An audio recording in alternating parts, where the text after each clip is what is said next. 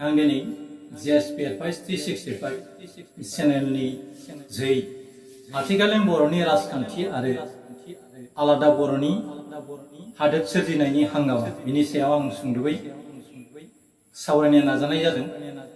बे कन्टेन्टआव आं स्पेशेलि आथिखालनि बिटिआर गभर्नमेन्टनिफ्राय लानानै आरो गोदोनि बर' दैदेनगिरिफोरनि राजखान्थियारि केरियारसिम सावरायनो नाजानाय जागोन। आथिखालाव बर'फोरनि गेजेराव मोनथाम दफानि खोन्दोनि राजखान्थियारि बर'नि थांनाय थैनायखौ लानानै मोनथाम रादाय जालांबाय।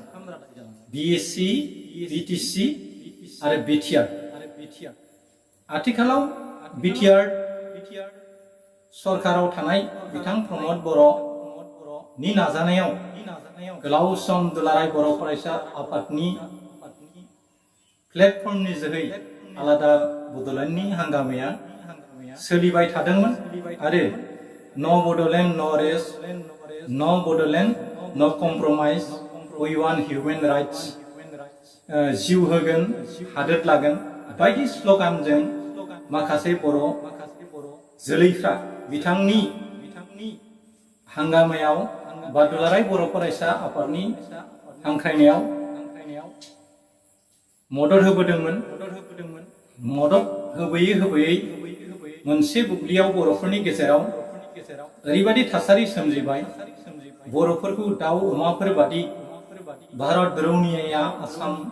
गभर्नमेन्टनि माखासे पुलिसफ्रा हमै गावथारदों, बुथारदोंमोन। बे थासारिखौ लानानैबो माखासे बर'नि हाथियार दिग्राफ्रा मोनसे गिलुं थासारि एबा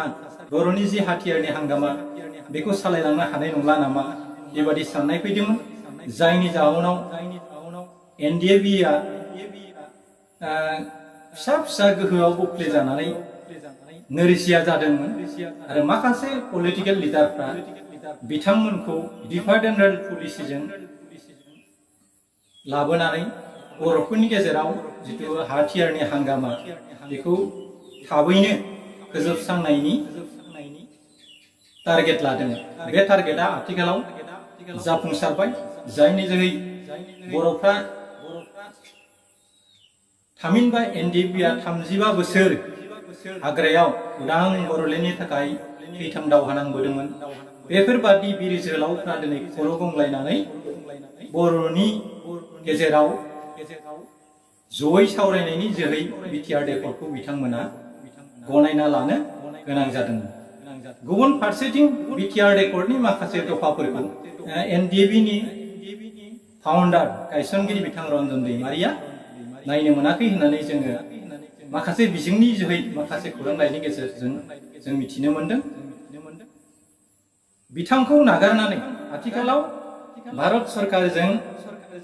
सावरायनायाव सागान होगिरि महरै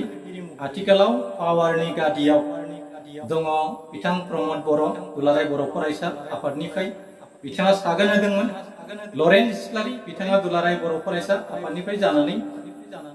सागान होदोंमोन। बिथां सानैयानो गुबुन फारसेयै एनडिएबिनिफ्राय गासैबो दोलोनिफ्रायनो सागानगिरि महरै दङमोन फारियै रन्जन दैमारि, बिसावरायग्रा रन्जित बसुमतारी आरो गबिन्द बसुमतारी बिथांमोना। आथिखालाव बिथांमोना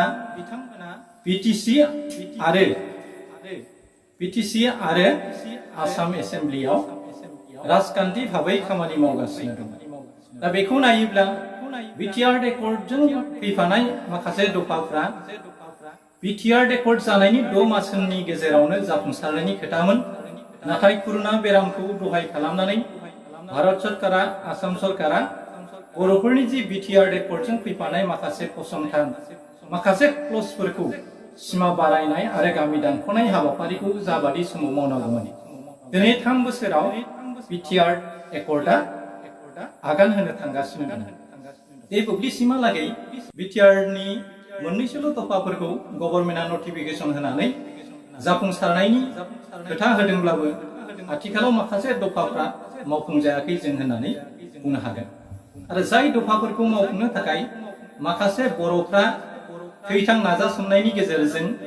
आथिखालाव गोहोआव थानाय प्रमद बर'नि सरकार मदद होदोंमोन जायनि जोहै बिथां प्रमद बर'आ हाग्रामा महिलारिनि बिपिएफ पार्टीखौ फेजेननानै पावारनि मासियाव जिरायनो हादोंमोन नाथाय खोथाया जाहैबाय बिथांमोना पावारनि गादियाव जिरायनायनि इयुनाव जाबादि बर' हारिनि गांनाय उखैनाय आरो बिटिआरजों फैफानाय माखासे दफाफोरनि थाखाय खामानि मावनांगौमोन बा ससियेल मिडिया थामहिनबा माखासे प्रेस मिटफ्राव भारत सरकारखौ आसाम सरकारखौ नारसिननांगौमोन आरो फिजिकेलि बिथांमोना बिटिआर रेकर्डनि माखासे दफाफोरखौ मावफुंनाय खोथाखौ बुंनायनि गोनांथि दंमोन जिउयै माहामै नाजासोमनायनिबो गोनांथि दंमोन नाथाय बिथांमोना पावारनि गादियाव जनानै माखासे बर'फोरनो होनाय रादायफोरखौ बिथांमोना मावफुंनायखौ जों नुनो मोनाखै बे जोंनि थाखाय खोब साननो लागा खोथा बिथांमोना बिटिआर रेकर्डखौ खम समनि गेजेरावनो मावफुंनाय जागोन आरो बर'फोरनि गेजेराव मोनसे खोब मोजां थासारि फैगोन होनदोंमोनब्लाबो आथिखालाव बर'फोरनि गेजेराव जिथु राजखान्थियारि दाङाबाजा बेयो गाज्रिनिफ्राय गाज्रि थासारिसिम सहैगासिनो दङ गुबुन फारसेथिं आसाम सरकारा थामहिनबा बिजेपि गभर्नमेन्टआ माखासे राङारि अनसुंथाइफोरखौ जाबादि बिटिआर गभर्नमेन्टनो हरनांगौमोन बेखौ हमथा खालामनानै माखासे बिटिआरनि एमसिएलए एमएलएफोरखौ फान्डखौ गोसोबादि रिलिज होयियाव बिथांमोना फान्डखौ होनो हायाखै जायनि जाउनाव बिथांमोना रायजो राजाजों गाज्रि मोनजानाय थासारिया आथिखालाव गां नुजाबोबाय थानो बे बिथिंखौ नायोब्ला जिहेतु बिजेपिआ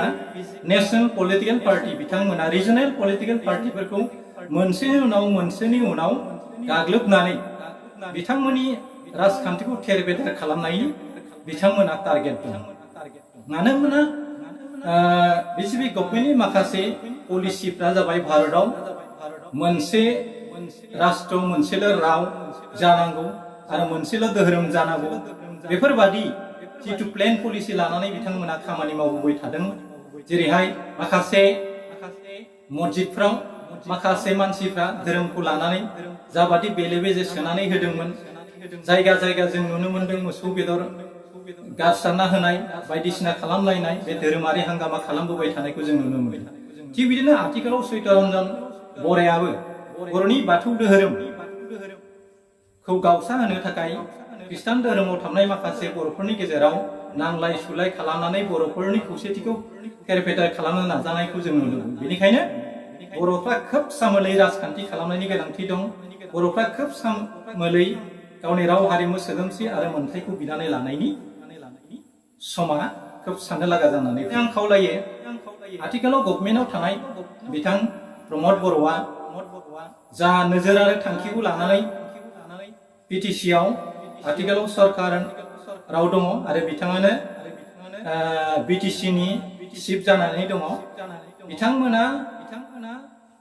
इलेक्शन समाव बिसायख'थि समाव माखासे रादाय होदोंमोन बेफोर रादायफ्रा जाबाय सेथियावनो गैजारोङि सुबुंफोरनो थाखाय गैजारोङि सुबुंफोरखौ थानो थाखाय गंफा सरकारि न' होनाय आरो न'खरफ्रोमबो मानसिफोरनो साख्रि साफा सोनायनि खोथा आरो हा हु गैयैफोरनो बा थानायफोरनो थानो थाखाय सुबिदा होनाय बा हानि पाट्टा होनाय आरो माखासे सेक्सननि बिजनेस मावग्रा सुबुंफोरखौ राङारि अनसुंथाइ होनानै गायसननो खालामनाय माखासे बुंदोंमोन आरो गासैबो बिटिडिआव थानाय सेल्फ हेल्प ग्रुपफोरनो 25 रोजा अनसुंथाइ होनायनि खोथा बेफोर दफाफोरखौ लाबोनानै आरो गुबुन फारसेथिं हाग्रामा महिलारिनि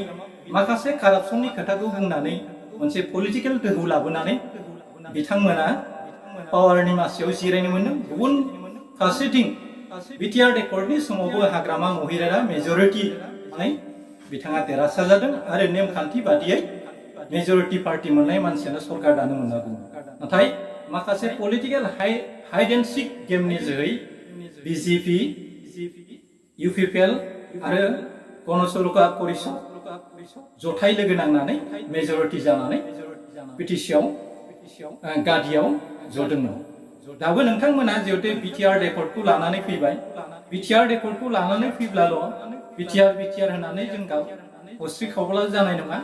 बिटिआरजों फैफानाय माखासे दफाफोरखौ मावफुंनायनि बिबाना नोंथांमोनाबो दङ मानोना नोंथांमोनानो सागानगिरिमोन आरो सागानगिरि हिसाबै नोंथांमोना बिटिआरनि दफाफोरखौ मावफुंनायाव गोबां बिहोमा होनायनि गोनांथि दं खालि नोंथांमोना गावनि पलिटिकेल पावार एन्ड फांसनखौ लानानैल' नोंथांमोना मन्त्रि एमएलए एमसिएलए चिफ जानायनि खोथाखौ सानोब्ला आरो बिटिआरनि दफाफोरखौ मावफुंनायाव नोंथांमोना लेहेम खालामलांबाय थायोब्ला जानो हागौ बर'फोरनि गेजेराव थासारिया आरो गाज्रिनिफ्राय गाज्रि जाबाय थागोन गुबुन फारसेथिं दुलाराय बर' फरायसा आफादनिफ्राय बिथां दिपेन बर'आ बिटिआरनि माखासे क्लजफोरखौ जाफुंसार होनो थाखाय बिथाङा नाजाबाय थानायखौ जों नुबोबाय थादों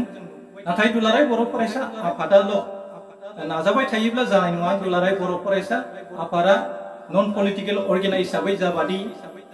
दोहौ लानाय बिटिआरनि दफाफोरखौ मावफुंनांगौ बेखौ मावफुंनो नाजाबाय थानायखौ नुदों आरो गुबुन फारसेथिं दुलाराय बर' फरायसा आफादा 2024नि गेजेराव बिटिआर एकर्डआ इमप्लिमेन्टेसन जायाब्ला हांगामा खालामफिनगोन बा आलादा हादोरनि जिथु दोहौ बेखौ लाबोफिननायनि इंगित बिथां दिपेन बर'आ होगासिनो दङ दा बेखौ नायोब्ला जोंनि गेजेराव 2022आव जिहेतुके बिटिसिनि इलेक्सन फैगोन दा बेखौ नायोब्ला प्रमद बर'नि जिथु बिटिसिनि सरकारनि आयुआ 2022आव जोबैगोन बिनि गेजेराव जुदि बिटिआर एकर्डनि माखासे दफाफ्रा मावफुंजायाब्ला बे आद्रा थानाय बिटिआरनि दफाफोरखौ सोर मावफुङो दा बिथांमोना खोब नोजोर होनानै खामानि मावनायनि गोनांथि दं नोंथांमोना खालि बिटिआरखौ एकर्डल' खालामबा जानाय नङा नोंथांमोना जिहेतु पावारा दं आसाम एसेम्ब्लि आरो दिल्लीनि पार्लामेन्टआव बे जोंनि बिटिआरनि माखासे फैफानाय दफाफोरखौ फसंथानफोरखौ थाबैनो गायसनना होनो नाजानांगौ आरो थाबैनो बिटिआरनि सिमा बारायनाय खामानिखौ मावना होनांगौ जाय सिमा बारायनायनि खोथाखौ लानानै माखासे ससियेल मिडियाफ्राव आथिखालाव गावजों गाव दावराव दावसि जागासिनो दङ सोरबाया बुंदों कमिसना सनितपुर बिश्वनाथ आरो सोमलिगुदिसिम बिटिआरनि सिमाखौ लांनो हानायनि खुनु बावहाय क्लियारलि आइडेन्टिफाइ खालामनाय गैया खुनु एनेक्साराव गैया होमब्ला बे बिटिआरनि सिमाया बोरै बेसिम बारायगोन आरो बे बिटिआरनि रादाय बादिब्ला लारि लिन्थ्रि थानाय ट्राइबेल गामिफोरखौसो बिटिआरआव सोसननो हागोन होननानै बुंबाय दं अब्ला खायसे जोंनि ट्राइबेल बा बर' गामिनिफ्रा लारि लिन्थ्रि दंना गैया दा बेफोरखौ नायोब्ला सनितपुर आरो बिश्वनाथखौ जों माबादियै सोसनगोन बेखौ जोङो खोब मेलेम बाहायनानै हांगामा खालामनायनि गोनांथि दङ आरो पलिटिकेल भाबै बेखौ जों माबादि प्लेन पलिसि लानानै बर'फोरनि बे मैखोम बर' थानाय जायगा सनितपुर बिश्वनाथ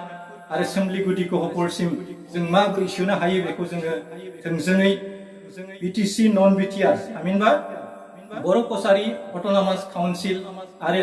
आथिखालनि बिटिआर गभर्नमेन्टआव थानाय दैदेनगिरिफ्रा सानलायनानै दुलाराय बर' फरायसा आफादजों जथायै सावरायनानै गासैबो प्लेन पलिसिखौ जथाय खालामनानै मोनसेथि जानानै जाहाथे बिटिआरनि दफाफ्राबो मावफुंजायो लोगोसे आसामनि बायजोआव थानाय बर' कसारि अट'नमास थामहिनबा वेलफेयार काउन्सिलाबो जाहाथे सिमाया थिग जायो आरो मोजाङै मोजां बिसायख'थि खुंनानै मोजाङै बेखौ गोजोरै सासन खालामलांनो हायो बेखौ नोजोर बोनानै खामानि मावनांगोन गुबुन फारसेथिं जोंहा कार्बि आंलंआव थानाय माखासे बर'फोरखौ एसटि हिल्स खालामनायनि खोथा दं दा बेफोर गासै खोथाफोरखौबो जोङो राजखान्थि भाबै जोङो स्टेजआवल' बुंबाय थाबा जानाय नङा बेनिखायनो जोङो मैखोमै बिफाव लानांसिगौ आरो बर'फ्रा फैगौ बुब्लियाव साखाफारा जानानै दुलाराय बर' फरायसा आफादनि अनगायैबो माखासे फसंथानफ्रा जथाय जानानै 2024नि गेजेराव जिहेतु भारत सरकारा गोदान हादोर सोरजिनायनि पलिसि लादों बे पलिसियाव जोंबो हाबफा हैनांगौ आरो दुलाराय बर' फरायसा आफाद आरो बिटिआर गभर्नमेन्टआ गुबुन फारसेथिं बिटिआरनि माखासे दफाजों फैफानाय गामि सोसननाय आरो गामि बारायनाय दानख'नाय खामानिफोरखौ मावलांबाय थानो हागोन आरो गुबुन फारसेथिं जोंनि गोबां अर्गेनाइजफ्रा गोबां पलिटिकेल पार्टिफ्रा जथायै सानलाय हलाय मोनसे कमिटि दालायनानै थाबैनो आलादा हादोर सोरजिनायनि हांगामाखौ जों खालामनायनि गोनांथि दङ मानोना बड'फा उपेन्द्र नाथनि बादिब्ला आलादा बड'लेण्ड हादोर सोरजिनाया बर'फोरनि मोन्थाय आरो बे मोन्थायखौ सोरबा फसंथाना सोरबा पलिटिकेल पार्टिया बियोब्ला बे गोरोन्थि नङा होननानै बिथाङा बुंदों। बेखौ नोजोर होनानै जोङो थाबैनो जुदि गमामायैनो भारताव 2022आव फिसा फिसा हादोर बोफ्लेनानै थामहिनबा 50 गं हादोर खालामोब्ला जोंनि बर'फ्राबो जाहाथे बेवहाय हाबफानो हायो बेखौ नोजोर बोनानै जों खामानि मावनांगोन। बे बिथिङाव दुलाराय बर' फरायसा आफादाबो खोब गोथौयै साननानै खायसे खामानिफोरखौ माबोरैहाय जों सेपारेट स्टेट अफ बड'स लाबोनो हायो बेखौ मावलायनांगोन। जेरैहाय आथिखालाव बनसु आरो बिपिएफ माखासे हान्जाफ्रा सेपारेट स्टेट अफ बड'सखौ लाबोनायनि जिथु दोहौ लाबोबाय दङ। जियानो जा बर' हिसाबै जोङो साफ्रोमबो बर'आनो आलादा बड'लेण्डखौ लुबैयो। बे हिसाबै जों जेरैखि जाया बड'लेण्डखौ जों माबोरै लानो हायो बेखौ नोजोर होनांगोन। मानोना जोंहा बिटिसिआ मोनसे भारत संबिजिरनि आन्दाराव थाखानाय मोनसे काउन्सिल आरो फैगौ बुब्लियाव सोरबाया बड'लेण्ड सोरबाया उदियाचल लाबोब्लाबो बियो बै हादोरनि गाहायावनो एबा सिङावनो मोनसे काउन्सिल जानानै थागोन। मानोना बिटिसिआ आयेनजों बोनजानाय मोनसे काउन्सिल, बेखौ खुनु गोहोआ सिफायनो हाया। दा बेखौ नोजोर बोनानै आं दिनैनि कन्टेन्टखौ होबाय। मिजिं लायो गासै बर' दैदेनगिरिफ्रा गुसु मेलेम लानानै खामानिखौ मावलाङो आरो बिटिआरनि गादियाव जनाय माखासे इएम एमसिएलएफ्राबो जाहाथे जाथि धोरोम फारागथि लायाबासिनो जोंनि ओनसोलखौ जौगाहोनो थाखाय खामानि मावलाङो बेखौ नोजोरथि बोबाय। आरो गावजों गाव मुं सोलायनाय नासयनाय गोदोनि बादि जाबाय थायोब्ला जोंनि पलिटिकेल पावार एन्ड फांसनफ्रा बारा गोबाव जोरनाय नङा। बेखौ नोजोर बोनानै जों पार्मानेन्ट पलिटिकेल पार्टि दानानै पार्मानेन्ट जोंनि प्रब्लेमफोरखौ सलुसन माबोरै खालामनो हायो बेखौ नोजोर होनानै खामानि मावलांबाय थानांगोन बेखौ मिजिंथिबाय। लोगोसेयाव आंनि भिउआर आरो गासै बर' रायजो राजानि आंनि गोरबोनि खुलुमनाय आरो सिबिनायखौ बावहरनानै दिनैनि कन्टेन्टखौ बेखिनियावनो फोजोबनाय जाबाय। एसेनोसै, गोजोन्थों, खुलुमबाय। जै बर' हारिनि।